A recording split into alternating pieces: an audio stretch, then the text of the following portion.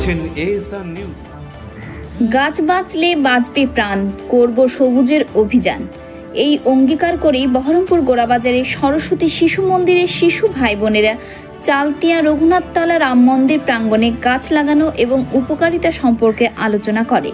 ছোট ছোট ভাই বোনেদের নিজের হাতে গাছ লাগাতে সাহায্য করেন দাদা ভাই ও দিদি ভাইরা। গাছের প্রতি ভালোবাসা বাড়িয়ে তারা যেন ভবিষ্যতেও এই ধরনের কাজে এগিয়ে আসে, এটাই ছিল পরিবেশ বাঁচানোর মূল উদ্দেশ্য। এইভাবে পরিবেশ সচেতনতা শিশুদের মধ্যে জাগিয়ে তুলতেই শিশু মন্দিরের এই উদ্যোগ, যা আগামী দিনে এই বিশ্বকে এই শিশুর বাসযোগ্য করে তুলতে সাহায্য করবে।